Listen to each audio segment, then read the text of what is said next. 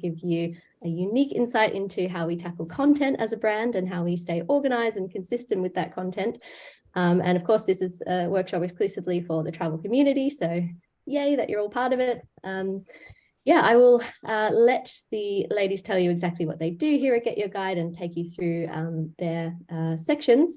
But yeah, we'll have Lydia and Audrey who will talk to you about the importance of storytelling and give you some techniques. And the wonderful Kata will go through how we run our social media and how we think about our content strategy there. So at the end, we're going to have a Q&A. And I would ask that as you have questions throughout the workshop, just pop them into the chat. And we will go through as many as possible of those at the end. And the ladies are very, very happy to answer any questions that you have. So don't be shy. The more the merrier. We'd love to hear anything that you have to ask. And we will have a very fun contest for you at the end as well. So we'll share that. So stick around. I think I've seen the presentation and it's very, very cool. All right, I will shut up and let the experts do the talking.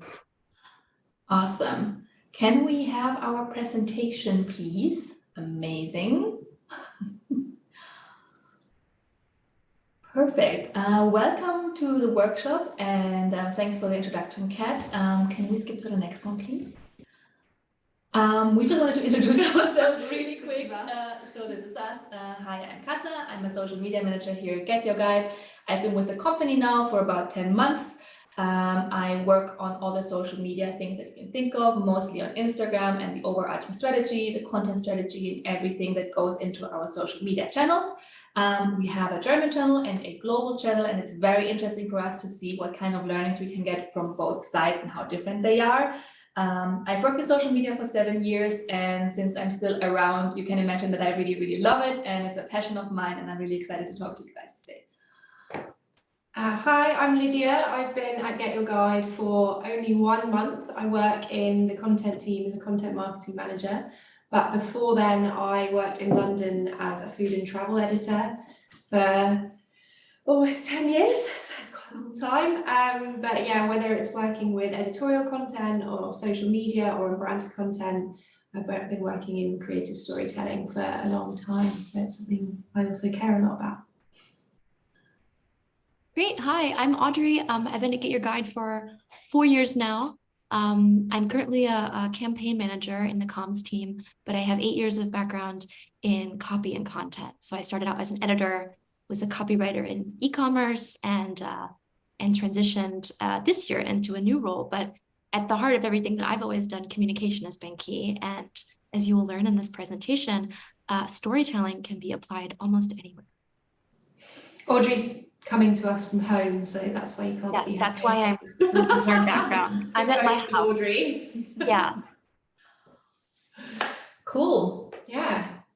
So here's a little bit about what we'll be talking about today, just so you can see it broken down. But I think we can pretty much move straight on to the importance of storytelling. Do you want to go to the next slide, Car? Yeah, so storytelling is really important no matter what channel you're doing it on. And I think what people don't realize is that, like, research shows that psychologically it's a way that people not only connect more with the content, but they remember what's in the content more. So obviously that's really key when you're working, when you're, trying to sell a product, but kind of presenting anything at all. So they'll remember facts, they'll connect a brand with a particular emotion. It also adds credibility and authority to what you're trying to say. And also it's a really great way to inspire people to take action. And that can be, with something that's as deep rooted as a cause, or it can be something more like buying an experience. So it really does run the gamut of what you're doing. And you can tell stories in captions in a really short way, or it can be long form editorial, or I'm sure some of you have blogs as well, so you can do it via a listicle. There's always like a story that you're trying, or an angle that you're putting on your content, and that will bring it all together and make it more easy for the audience to digest. So we'll move on to some of the principles of good story. No, I think the next slide might be what makes a good story. Yes, yeah. So a story makes the audience feel differently. It can change their opinion. It can make them feel happy, it can make them feel sad, it can make them feel guilty. Wouldn't recommend that one too much, but can. A lot of the time focus is placed on newness within storytelling. So I think this is particularly in the way that the media landscape works at the moment. Something has to be new to be a story, but I personally don't think the story itself has to be new. It could be you saying something new about an angle. It could be you offering something different to what other people say. But ultimately, if you believe that something's a story, it's your job to convince your audience that it is one and that it's worth their time. So yeah, anything can really be a story, and we prove that later on with a fun example that we'll touch on in a couple of minutes. So we can now move on to the principles of good storytelling. Yeah, so always do your research, whether it's long form or a short caption. Make sure you know what you're talking about. Don't present incorrect information or present yourself as an expert if you don't really know anything you're talking about. And one of my top tips would be to always take notes, whether it's a small experience that you're doing or a meal that you have, or you're going on a longer trip. Just jot something down at the time that you've eaten it, experienced it, seen something, and like I would add colour to that note about how it made you feel, or something that you could smell, or something that can give colour to this sort of thing that you want to present, because fundamentally it will be just so useful to when it comes to you trying to schedule the post or like write it up later in another form.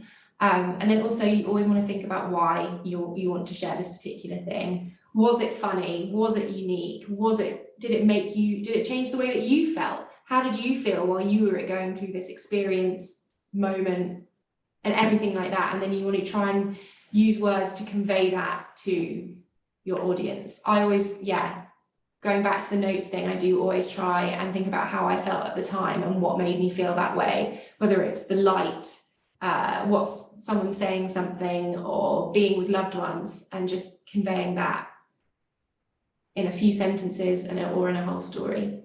So then there are a couple of techniques that you can use with good storytelling, which we'll come on to next. Yeah, the hook is probably the classic technique, I'd say. It is the first couple of opening lines of a story, or quite often those get lifted directly by editorial platforms into being a caption on social media. They're kind of the most exciting, like the spiciest bit that makes someone wants to read more. So this is, again, most specifically, I try to share an intriguing moment that makes you want to learn more about it. You can present a little bit of the information or all of the information, or it can be really something relevant to the wider angle that you're trying to share. Whether there's, you want to present a cause, and then you've got one tiny moment that really made you believe very strongly in what you're trying to say, and then sharing that in a couple of lines. It can also be a quotation from a book, or something that someone said to you at the time, a moment that stuck in your memory, or something that stuck in your memory about this story that you're trying to share. And ultimately, it's kind of like a micro story within the bigger story that will then make your story relevant to the reader. We can go on to the next slide. Oh yeah, here we go. Okay. I'm going to hand over to Audrey. Yeah. Thank you. I'm up now. So in the spirit of, anything, being able to turn anything into a story, I was thinking a lot about, as people that are in the travel space, and content is such a big part of what you do and how you connect with your audiences. We wanted to give an example where we show, not just the content that might be a very well thought out article for a blog, or an in-depth post on a bunch of really nice experiences you had over a weekend or on a trip, but something that you can say, I've got leftover content. I want to put it to use, but I don't know how. We're going to look at this goat. So let's just pretend I was on a trip. I have this picture of the goat on my camera, and I think I can't do anything with this. That's where I'm wrong. We can take something that seems boring or just plain cute and turn it into a funny anecdote with a great hook. And we're going to show you how. Thank Thank you. Okay, so this is where we're going to have a little bit of a poll. Ka's going to pop a poll up in a second where everyone can vote. So we've got this goat here. We're thinking about him like he's an Instagram post. And we've got 3 options for how we would try to hook our readers. We've got number 1, meet Albert, the unlikely hero of my Sunday walk in the Cotswolds. He stole my hat and my heart. B, this goat was cute. Or C, I love visiting the Cotswolds in autumn. This goat and I became friends on a countryside tour. So Ka, if you could make that post. Yep, here's the poll. Think it over. This is what our followers are going to see and engage with, what's going to make them want to click, expand that comment. You have 5 more seconds. 4, 3, 2, 1. Close the poll. The answers are very unanimous, so They are. And you know what? You're all right. Good job. Thank you, Ka. If you could go to the next slide real quick. So the reason all of your gut instinct was correct is because this is something that it's cute, it's funny, and it makes us want to know more. Like, why is this cheeky looking goat so entertaining? What did happen on your trip? Is there a story there? Is there a mystery there? It's sweet, it's engaging, and like Lydia said, it's a mini story before the story. So even if somebody doesn't click through to your blog, they're going to stick to your post, maybe share it with a friend, and it's relatable and fun. And of course, you don't have to apply this goat technique to your own account, but we're confident that you have plenty of content that could be purposed in a similar way and engage your audiences. Yeah, so with the goat, what I would say, for example, is like the wider story is about a connection with nature, or, you know, a kind of back to the roots experience, or like something that made you feel really great. But this, like, by focusing on the goat, you make it much more appealing and like a moment that makes it much easier to understand for the reader, the emotional connection that you felt at the time. All right, and then to go over that, the stories that you should be telling and are telling, hopefully, are authentic, they're of high quality. So it's not about getting out a billion things, it's about having a handful of really nice quality pieces of content, be that on Instagram or on your blog, that you're proud to share. Leaning into your strengths, you know, if, like Lydia was saying, if research is something you're really great at and you've got a ton of knowledge to share, lean into that. If you're more of a funny person and your audience really likes your spin on your trips or your experiences, lean into that. Find that voice that's yours and that's authentic, and don't be shy about expressing yourself in that way. And lastly, like Lydia pointed out with our pal Albert the goat, making your content relevant. So tying in your posts to whatever it is that you're done or whatever it is that your account is about. Is very important. So I would say anytime you're about to share a story, go through this little mental checklist, and if you can tick all those boxes, then you're good to go. When it comes to leaning into your strengths as well, you will know what your audience responds to most. You can see what they like most, what they're reading most. So don't be afraid to play around with a bit before you find your voice or find what you think you're good at. If you aren't sure yourself, you can try a couple of different things, and then the results will kind of indicate what resonates most strongly with your audience and what they come to you for, and probably what they trust you most with as well. So I'm going to hand over to Kata, who's our social queen. Now that we heard a bit about storytelling and how to make our content compelling and interesting, I wanted to also dip into how can we translate this to Instagram. You know, everyone's trying to stay consistent, and you might ask yourself, how can we stay consistent and how do we beat this algorithm of Instagram? And I think let's dip into that in the next slide. I'll show you a bit of what we'll be talking about in terms of consistency. So what are the posting times about? When should you be posting? Is there any confirmed times that work really well for your team, for us, for you? The posting frequency, does it make sense to post a lot or not as much? How do you stay consistent with your content? How can you make sure that there's an overarching story and you can dip into all your content pillars that you're having?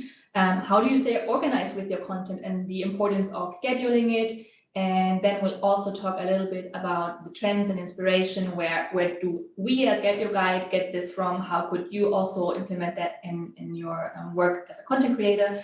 And then we'll also talk about the ominous algorithm, or as much as we have learned and data to support it with, And then we just have a very cheeky look at what are we looking for at Get Your Guide, at the content that you produce and what we kind of like to repost and see on our feed. So if that is good, then I would like to jump to the next one and start with the posting times, please. Can you go to the next slide, please? I'm going to start telling you a bit about posting time until this one jumps to the next slide. On Get Your Guide, we're primarily after engagement. We want to entertain and engage our audience. And I think you as a content creator also want to do that because ultimately this engagement leads to growth of your account and we want to provide value. So in the content that you create, you want to reach as many people as you can at the time that you get the content out. Because the more you reach the people at the time that you post, the more successful your content will ultimately be. Yes, we're back. Perfect. Thank you so much for putting that on. So the best time for you to post your content might absolutely differ from your niche and your topic, and obviously from your audiences and where they're located. If you have your phone next to you and you're not joining from your phone, you could take your phone now and we can go through what your audience looks like, where they're located and your most active times to see when should you begin engaging with your audience. If you have it there, here is the how to do it. You go to your profile, then go to your dashboard. And when you click on the account insights, you will see those two screens here on the right side, where you can see where your followers are located. This is from our global account, so you can see they're distributed all over the world. We have a very broad spectrum of people following us. If it's a bit small, it's the United States, it's Italy, the UK, there's Germany, Brazil, and then a lot more. So you see it's all over the world. And in terms of most active times, we can see they're quite active around 3 p.m. and 6 p.m. I did a contrast with our German account, and obviously we see about 90% of people following us from Germany, but the active times on there are a bit more towards the morning. So it really depends on your audience and where they're located, how active they are. But that is one thing that you can take into consideration when you actually want to think about the time that is best for you to post. I did some research, and there are actually also studies available to see on a global level how the algorithm shows you how engaged people are at what times. And if we could please skip to the next slide.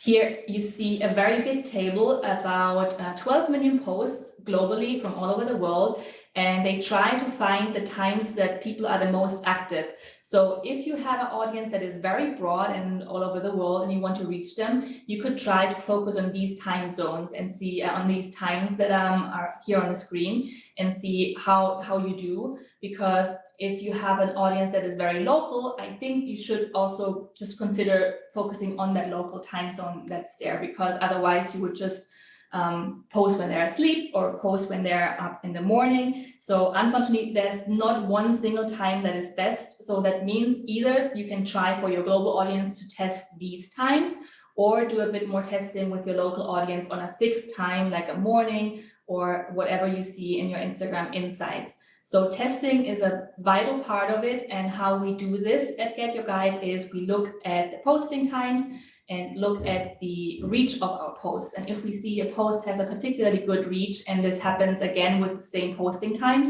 we have found out one little spot where it really works well. But it is a lot of testing and experimenting, and it really depends on your audience and the niches. So depending on where they are located, I would either do this one or a local focused one with your Instagram audience insights.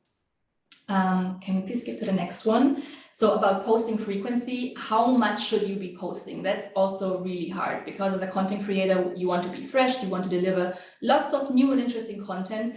Adam Mosseri, the Instagram CEO, actually said during Creator Week that he thinks, I think he said that because he's also saying he doesn't really have the algorithm figured out or the secret formula available. We wish.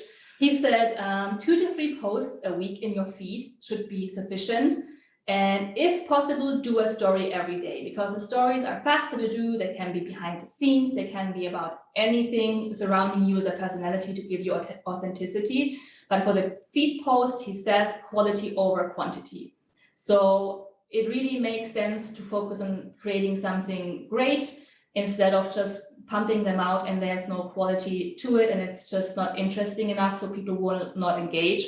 And rather also post in a steady frequency and rhythm instead of posting less but with very big gaps between. For example, 5 times in 1 week, then you take a very long break and just do nothing, and then 2 times in the next week, and then 6 stories.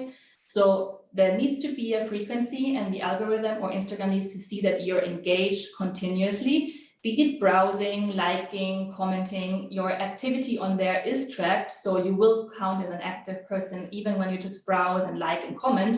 But if you focus on saying 2 to 3 pieces a week, if that is within your schedule, which might vary from person to person and how available you are, this should be enough if you have good quality content to place you in the interesting parts of the feeds. And that is also what we see. Different though for a brand, for us, because we do post every day to really stay engaged and deliver the content to everyone who's watching us as our brand. It is different to a content creator, but I think everyone needs to figure out their niches and how much availability and time you have to create this content. Let's jump to the next one, please. So as much as content quality is important, and I'm not gonna get tired of saying quality over quantity, I wanted to also show you when you're really lost and really don't know how to come up with your content ideas, how you could have that organized a bit. So at GetYourGuide, we call this content pillars, because we tested a lot, and when we do planning at the beginning of each month or the middle of each month, there's a lot of ideas in the room, and it's really hard to categorize them and say, okay, this is a good one, we should do more of this, or we could dip into something else. So we came up with content pillars. These are buckets and themes of content that are repetitive in every month, but just have different kinds of focuses. I've brought you a few of our content pillars here, so you can have a look at that, and I'll just briefly run through them. For example, this is a mix of the German side and the global side, so I can also give you some learnings that we had.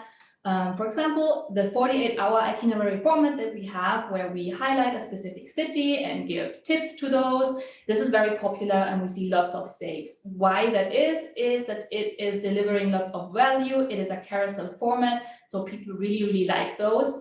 And whenever we plan our content each month or each batch, we can say, okay, we want one of those 48-hour itineraries in our content this batch, but we just need to figure out which topic it's going to be, which city it's going to be. And that can then depend on the season or trending travel destination, but it's very easy to say, okay, every 2 weeks, we want one of those 48-hour itineraries. And basically the same principle applies to all of those other ones. There is something that's called dream locations. I think everyone has seen this beautiful city of Petra in Jordan. These are cities or places, to be more specific, that people are dreaming of traveling to. It can be a bucket list destination, something that you'd always wish to go to. Imagery is very stunning. We try to find something that's very appealing, that's also very well loved, and a lot saves and likes on those. Not as many comments, because people rather think it's more valuable to save this for maybe their bucket list or a wish list. So we see lots of saves on those. Then we have a format called travel tips. It's also a carousel format. You see that it's in German. This one is about Greek islands, where you just swipe through it and get some recommendations on Greek islands to go to. The copy is also very informative. So we tell you where to go, what you can do at these islands, basically also definitely connecting it with our own content and the Get Your Guide tours and experiences that you can have there. Also a very valuable format. People like to tag people, other friends, where they want to go with. And this format also repeats in every of our content cycles. Destination focus, anything that has a specific destination focus. For the US channel, for example, the global channel, we highlight different states and different cities in the US at the moment. That's also something people really, really appreciate and what you can do there. That's something that we tried just very recently, so that's quite new, and you have not seen this on the global channel, so please excuse that this one is in German. It says, which city trip is your next trip? So which city will you travel to next? And this is an engagement question, because we also felt with all the saves and value and comments, with all the saves and likes that we drive, we also would really like to drive engagement in forms of comments, so that the community really gets a chance to engage and voice their opinion. And that's why we put this format in. It's going to be appear on the global feed soon. So you have the exclusive preview from our German side, because these questions really try to get people to engage, voice their opinion, maybe even engage with someone else in the comments. So because if you ask about something that everyone can relate to, like a city trip, for example, where are you going next?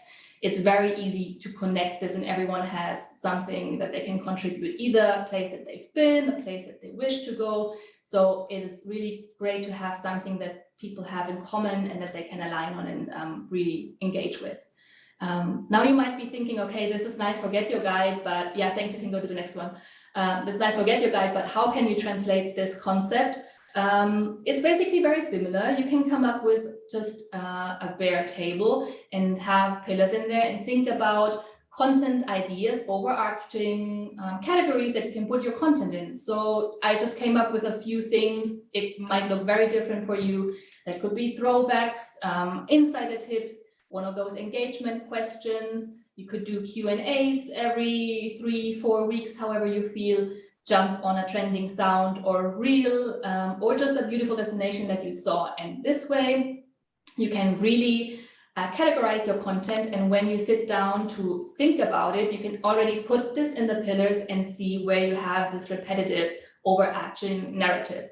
If there's other ideas, you can obviously put them in the other ideas section, because there shouldn't be a restriction to what kind of amazing content you come up with. But if you can make it one of those pillars, it's easier to really dip into it and work on your content. If you're saying like where to start and how do I even find out what people want to see from myself, I think you have some very good tools on hand with Instagram. What we do with the travel community as well, we just ask. So you can do that in stories. You can ask your audience in a fun and cheeky this or that one, or use the question box and just ask about what your audience is interested in to get a feeling of it. One thing we do at GetYourGuide as well is do mini reporting, or we do a big reporting, to be honest, but you could do it as a mini reporting and keep track of what your content really performs for you like. So you can have a look at your Instagram account in your insights, to look at your shared content. Here on the bottom, you see where you can find it in the insights. Look at the top posts of engagement, look at the top posts in terms of reach. And this kind of content then for you, you will know performs the best, and you should do more of this bucket and see how that performs. You can also keep a little spreadsheet like this one and just track your likes, comments, and saves for each post. It's a bit more work, but I think it is really worth it, because it will give you a deeper knowledge of what is of value for your users. So if you see something that is saved a lot, you will know that people really want to come back to it, and these kinds of content really work well for us. So that's how you could go about that. Could we please skip to the next one? I want to tell you a bit how we stay organized at GetYourGuide, because obviously with all the content flying around your head, you need to be organized and schedule it and be on top of it. So how we achieve that is obviously with a bit of help and a bigger team, but it is the same thing for you. So we sit down, do some research, and fill our content pillars in the way that we just looked at before in the spreadsheet. And we say, for example, winter's coming up, what could be interesting for our users? So it might be activities in the snow, it might be activities for city trips that they're traveling to. We come up with these trending topics, research some locations, seasonal topics, and just fill up those pillars. Once we have about 2 weeks of content filled in the pillars and say we want 148-hour itinerary or whatever else that is in there, we start looking for imagery, because imagery obviously is super important. And we try to have a balanced mix of formats as well. Some things are really good for a carousel post, for example, when you show value or interesting destinations. Some things are really well told in a video or some things are just really pretty in a single still image. So it really depends on what you're looking for. Then we go over writing copy and hashtags. And in the end, when we're done with everything, we just schedule it, which gives us a lot of flexibility. Every 2 weeks, it gives us a very good feeling of, wow, we're done with our content for the next 2 weeks. We can now work on something else. Here's a very beautiful feed overview, and it gives you lots of flexibility to go and do other social media tasks that you'll be doing. Can you please go to the next one? When you're saying like, wow, I'm not a company, how can I do that myself? How can you plan ahead? I would recommend doing batch planning, because when you do plan in batches and have a bit more leeway, you really have a bit of peace of mind to, I'm glad, you have a bit of peace of mind to do something else, to do research and get inspired. And you don't have the constant pressure of finding something else to post for tomorrow. This, if you're saying, wow, I have to batch plan now, that makes me really fixed, I don't think that is true, because it will also leave room for spontaneous ideas, because you're not struggling to find something for tomorrow. You know, you have 2 weeks planned ahead, and you can juggle and reschedule your content however you want, and have really a lot of room to come up with spontaneous ideas. So some tools that I would recommend for you is Later or Buffer or Preview. I think all of those 3 have free plans where you can just use the free features, and some of them do have the premium features. Hootsuite is more expensive, and it's more of a pro social media tool. It has a lot more capabilities. Hootsuite, for example, also shows you recommended time slots where your follower base is more active. It can analyze your following and then recommend to you when you post. So there's ups and downs for all of them, but I would check them out and see how you like the interface and how you can work with that. Instagram for now introduced scheduling as well. I cannot tell you or give you firsthand recommendation of how the scheduling on Instagram works and looks like, because it's not active for our account yet. On my private account, I can see it, but I still prefer this scheduling in a tool where you have a really big overview of what you can see. And that brings you to why schedule. So you have the feed overview. It's easy to have everything aligned in front of your face and see how is my feed looking. If you do pay attention to this, you can have your captions, your images, your hashtags, everything in one place.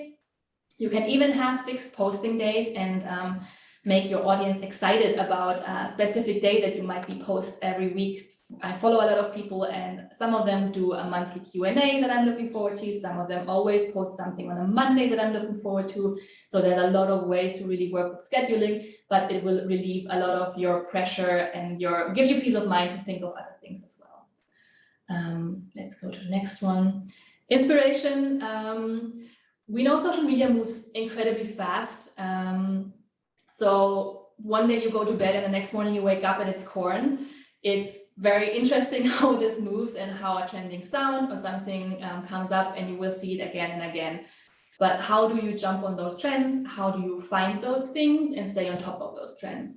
Some things that we do at GetYourGuide is we browse the Explore tab. It's now the search tab. So with the little search, sorry, what is the name? Looking glass. The looking glass, thank you very much. Magnifying glass. The magnifying glass. It's now the Explore tab is this one. It's a mix of the accounts that you follow, content that you like, and your general interests. It's a good way to see what is trending, but it learns very, very slowly. If you interact with it, and if you search a lot of travel things, for example, it will learn and you will see more and more travel in it, but it learns very, very slowly. Then obviously the new Reels tab, it's your TikTok For You page.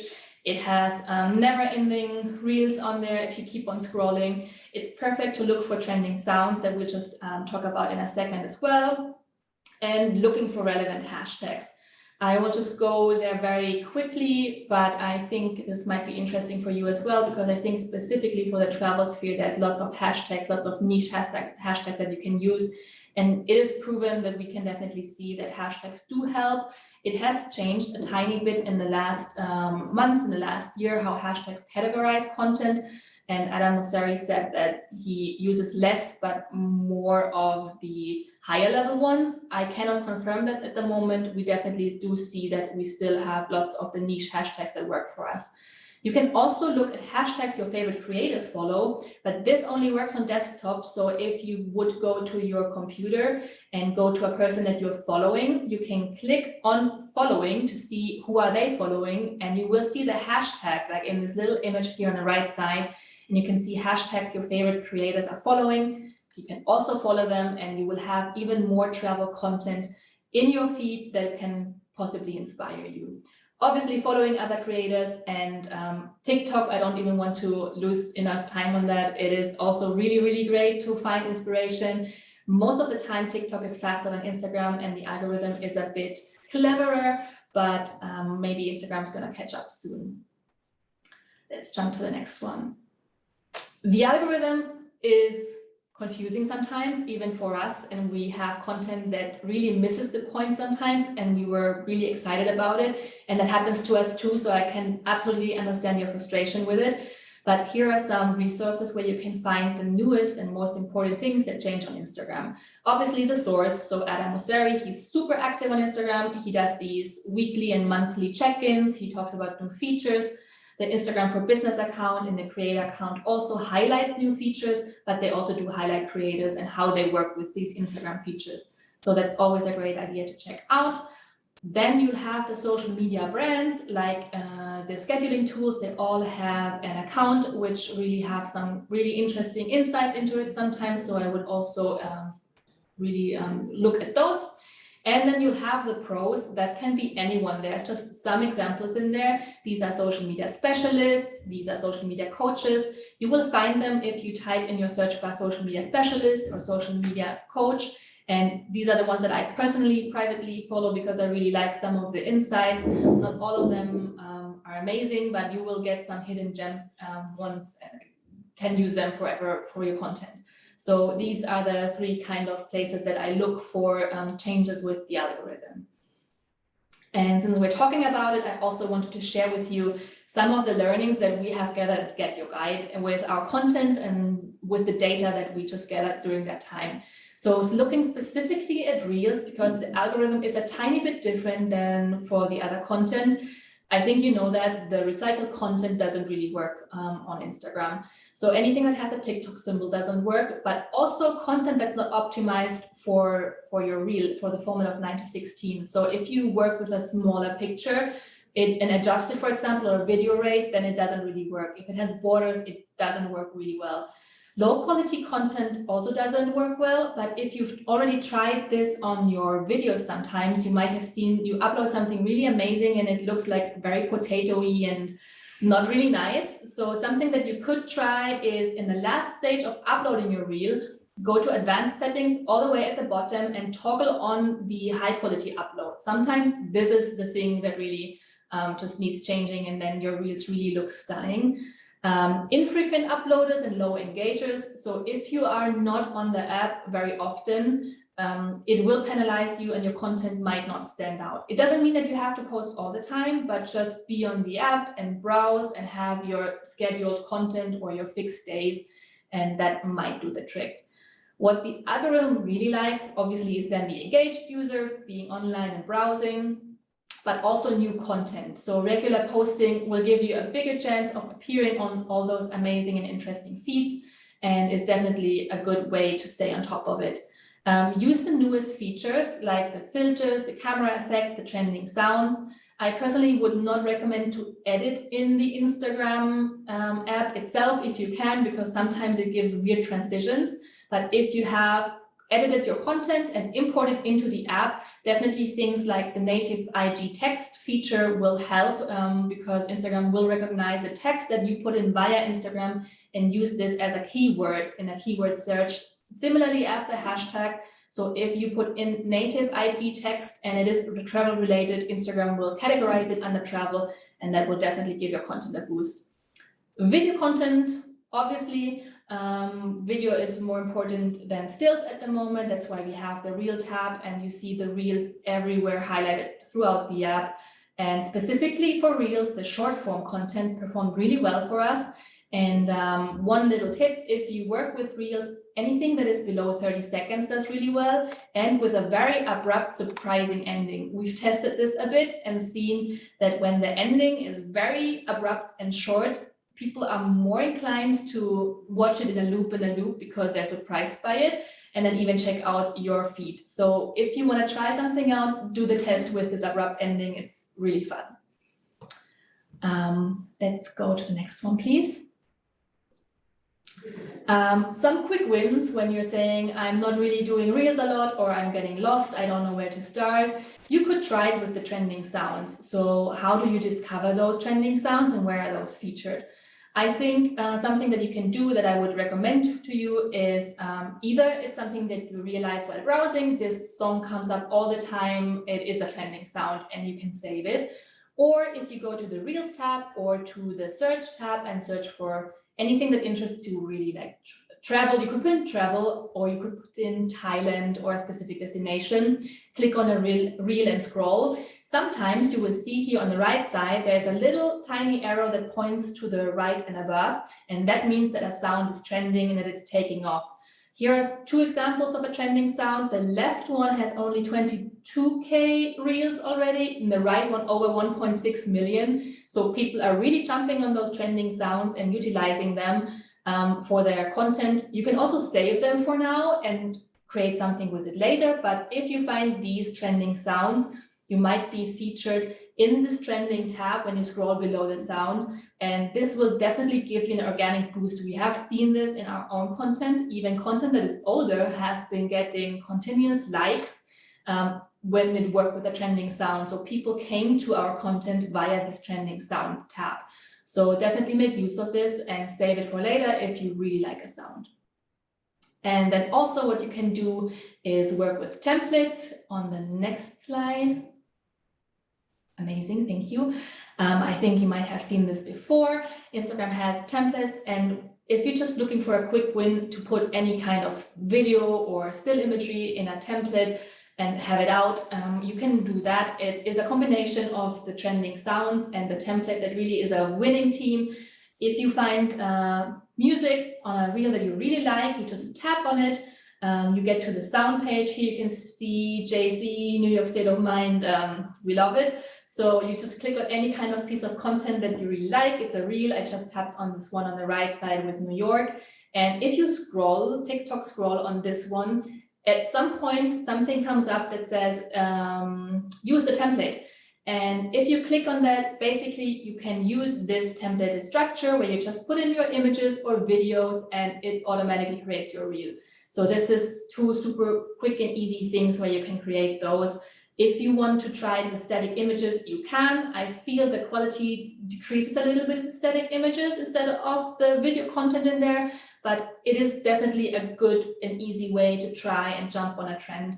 And look out for this humorous behind the scenes content, because this is super relatable and fun. And this could be a content pillar, for example, that you keep on doing to create authenticity. You don't even have to have this on your main feed. You can have this in your reel tab on your feed, so it doesn't destroy the look of your feed. And it's a really easy and fun way to engage with the content that comes up with, and it also humors yourself a little bit and makes you more tangible and just more of a human person.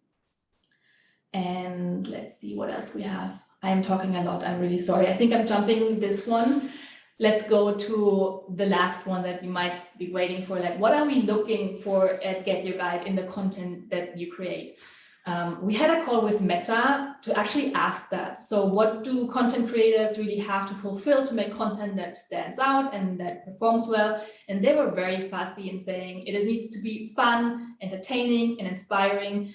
So that's not super helpful for us. So we also looked into our data and dug out some facts for you. Obviously, the trending sounds make a difference. So we're looking for content that has a really good trending sound in it, but also a strong and interesting start is very important. The first two, I would even say the first 2 to 3 seconds really, really matter. And if it is not interesting enough, people will just stop watching.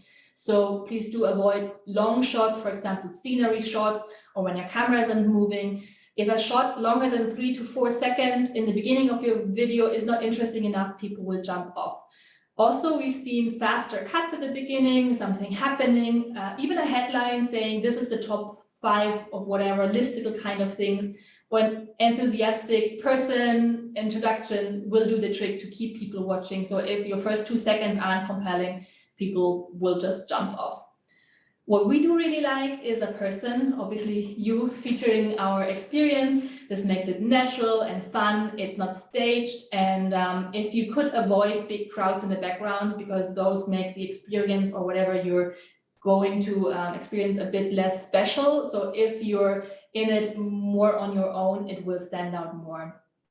Obviously, FOMO inducing, people want to go where you are, people want to see what you're doing and be there and live it. So the unique perspective that you bring of a beautiful place will really make this content stand out. Obviously, the bright and happy colors, a positive feel really do matter. And if it's applicable for any kind of campaign that you're doing, be it with us or with someone else, if the brief really requires it, implementing the brand in a natural way. We have a lot of content also campaign-wise, where someone kind of reads in a voiceover. You can feel like it's read off of a piece of paper and it doesn't feel authentic. So anything that you would recommend your friend, the kind of tone of voice that you have with your friend when you talk about something, a moment, for example, that you lived and you loved it and you describe it to them, things like that will really resonate with us and also with our followers. So that is something that we would be looking for.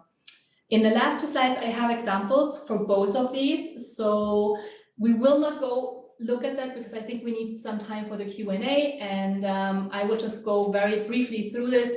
The presentation I think we might share with you afterwards. So here are a few things that work well. Beautiful shots, listicles work well, insider tips, for example, the Amalfi Coast for 10 days. Then you might ask why this floating market boat. It is a unique perspective. People wanted to know what it is, and you might have a look at it tomorrow. So amazing.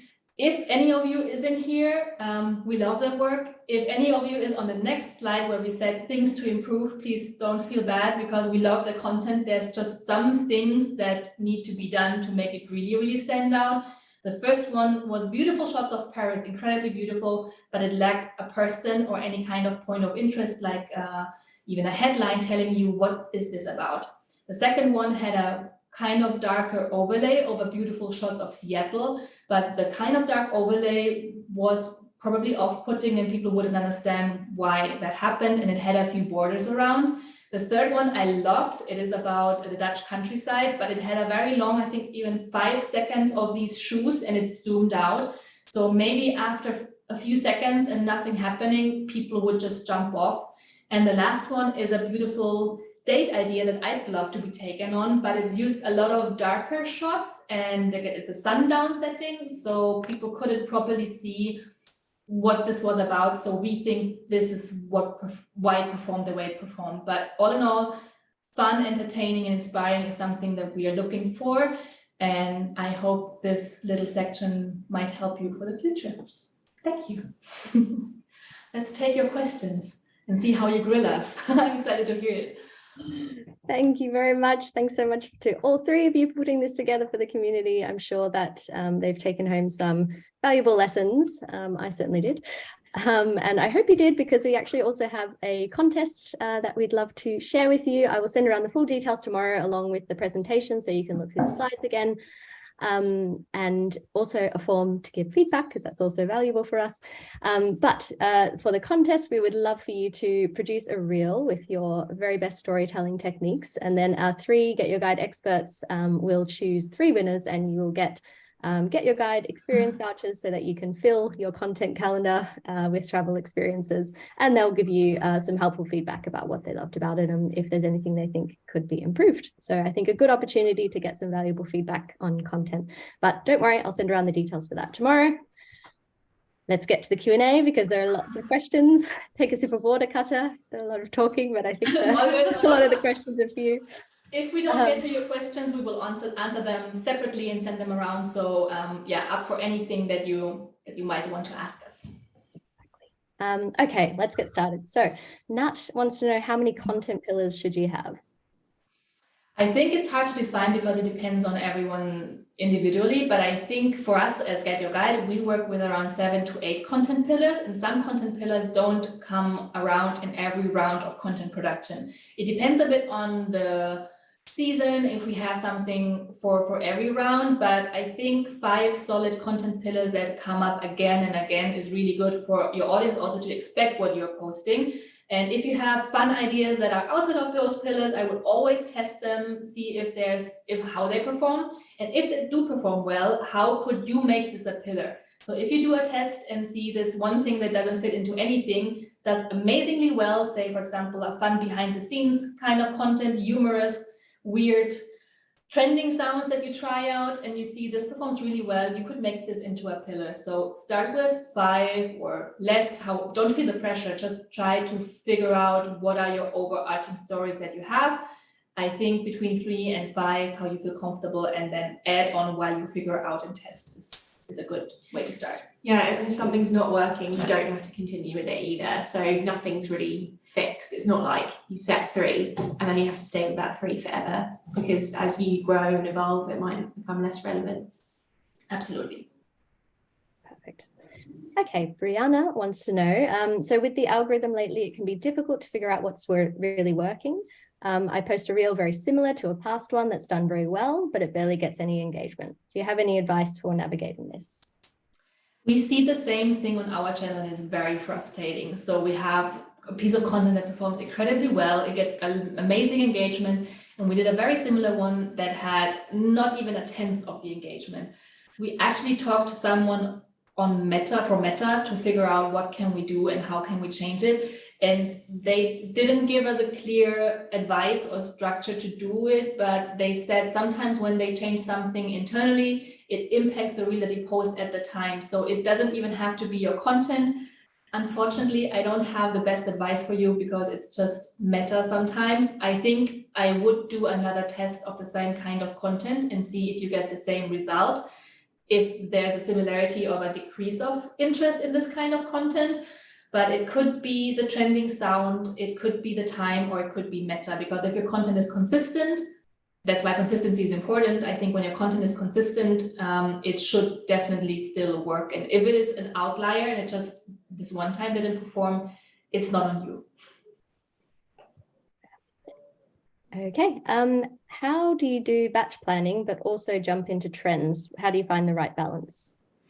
So we do this I can just tell you how we do this with our team internally. So we batch plan every 2 weeks. There's a new round that starts, and it takes us about 3 days, 4 days to get everything nailed down, because we work on this in a team. So everyone comes together, gives their input, puts it in the pillars.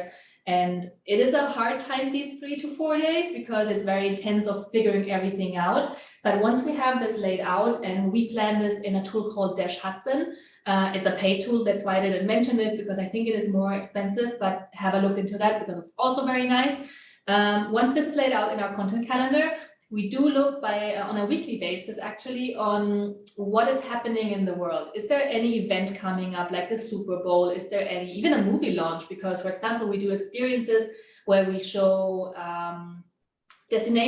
filming destinations. So we look really holistically, to be honest, what is happening in the world, and is there anything that we can jump on? For example, we knew that Hocus Pocus 2, when it launched, we were anticipating it, we saw it in a calendar, and we already planned a story ahead for this time. So we call this reactive stories, and we try to think about this kind of reactive content every Friday, and then come back on Monday and see, should we do it or should we not do it?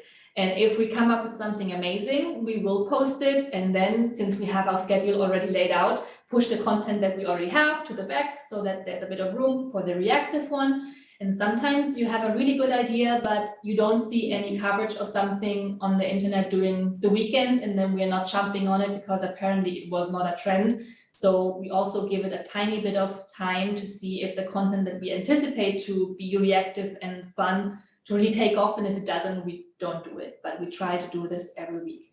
And there will be weeks where there's nothing. It happens. I would just add to that, if it also sounds like highly organized and like there are a lot of resources, it's because it's highly organized and there are a lot of resources. Yes. If you don't have a team of people, that's fine. You can do this planning and this batch work on your own over the course of a week. Set yourself up for 2 to 3 weeks from now. And until you find your groove and you like find that sweet spot where you can like write, plan, identify new trends, it could be a bit, and that's okay.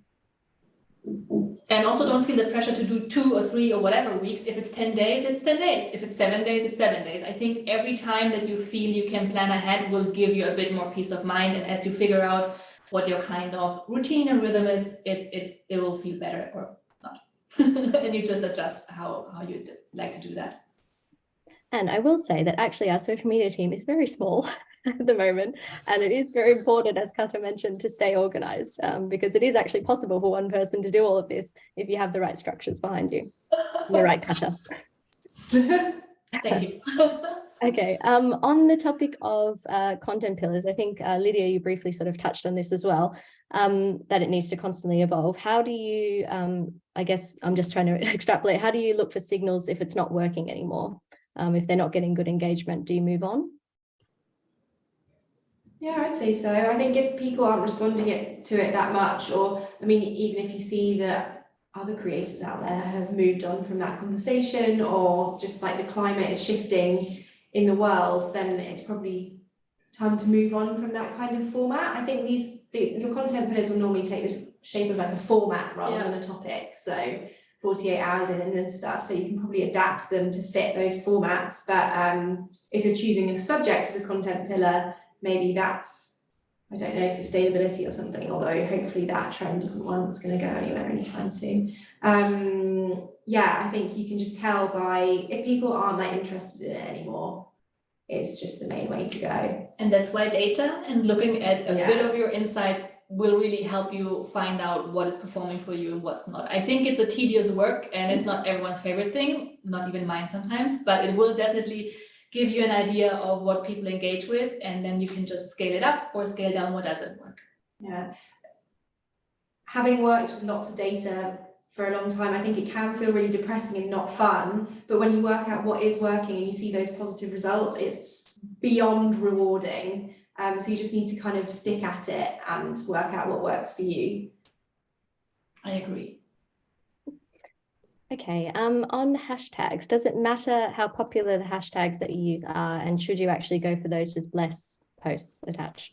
That's a good question. We've tested a few strategies. We've tested the ones with just travel, Thailand, very high level hashtags that have millions and millions of content pieces already attached to it.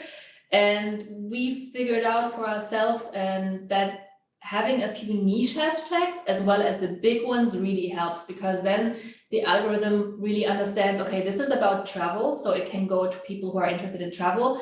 But there's also communities specifically in the travel world, people who follow these hashtags. That's why I said go to your favorite creators, but on desktop, please, and figure out which hashtags are they following, because there's actually really groups around these niche hashtags in travel that get a really good amount of organic traction by using those. So I think I would mix them up.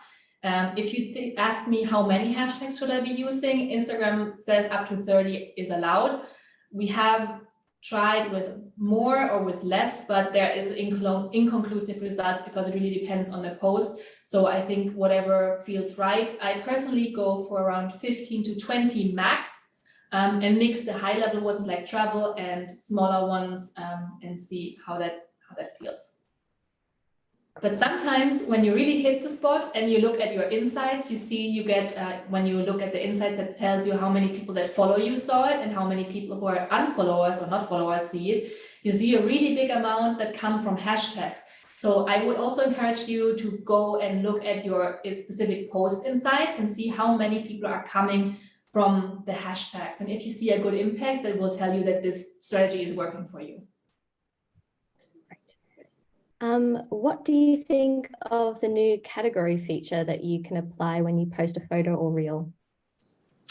I have not tried this, and for us as a business account, we're still waiting to get that feature to really dig into the data and see what it does for us. I think it's super interesting. I think Instagram's trying to get more organized because the TikTok algorithm really is smarter in figuring out what people want to see.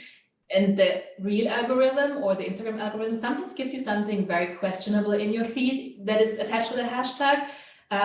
Something that you can do to make this or adjust this a little better. If you see a piece of content from, for example, a hashtag that you follow that really doesn't appeal to you and you don't like it and you don't want more of this thing, but stay on the hashtag, you can click the 3 little dots on the top of the piece of content and say not interested. So the algorithm really learns from what you like and what you don't like. So the categories, I hope, will bring more clarity and maybe more focus on these interests for people. But for now, I don't have a good answer because we haven't seen how that actually works yet. But we're excited. Great. Okay. I think we have time for maybe one more or two if we squeeze them in quickly. Yes, you can. Okay. So Isabel says that she had a reel that was removed because of music rights, and that reel had a lot of views and saves. Do you have any advice how to prevent that from happening? So the Instagram music library, and we're also using that one, is a different one from creators to the business account. But on the creator level, you have access to more content that you can use. And usually Instagram, because I talked about this with our legal team to figure out what can we use and what can we not use. Instagram gets the music rights of these music that is used on Instagram and that is available for everyone to use, and they pay a little bit of money for the usage rights. But obviously people can also upload content to Instagram with their trending sound, and then it goes viral. And for some of those, they don't have the rights to it. So that is why they sometimes get rejected or they get booted off, and then the content is taken off. So it's a hard gamble sometimes because there's no way for us to know which ones are actually uploads from the actual music library and which ones are the original sounds. But if you are going with the music library specifically, you should be fine. If something is an original sound, that means it's been uploaded by someone else. It could be imported from wherever, a movie or something. This is something to be a bit more cautious about. But if you can type the sound name or the sound file name into Instagram and it comes up, you should be safe because it's in the music library. So the original sounds might be a bit tricky because there might be kind of rights attached to it that we don't know where they come from because someone else took this sound file. But generally you're safe with the normal music file names in there. Cool. Okay, last quick question and then we have to go. But I think this is an interesting one. So if you don't feel that you have good content, would you advise that you just put something average or you take a break? That is hard because it's a bit of a gamble between having the balance of posting and being active and feeding the algorithm something and not posting. So I personally think that the approach of taking a creative break makes more sense because then you will come back refreshed and have maybe a different perspective on it and a bit more content. But I wouldn't take those breaks super frequently if not necessary. Obviously, sometimes it's necessary for whatever reason. But if you take a break and it is necessary, then I would try to still stay on the app and engage, because the engagement will tell Instagram that you're not gone, you haven't lost interest, and it will not throw you back all the way to the beginning. So I would, if you take a break, and that's absolutely fine and valid and healthy, I think it would be amazing if you could stay on the app sometimes regularly, even just scroll, like a few things, engage with a few things so that the algorithm doesn't drop you completely. Anything to add on that, Lydia? No, I mean, I think the goat story plays well here, right? Like, think about whether you can still tell a good story with content that maybe you thought wasn't worthy the first time around. Okay, thank you so much. As I said, we'll send around the slides, we'll send around the recording, and I'll send the contest and also a feedback form. We love feedback, so please do fill it out if you have the time. Thanks everyone for joining, and thank you to the Get Your Guide experts for their time and expertise. Amazing. Have a good evening, everyone. Thanks for joining. Bye. Bye.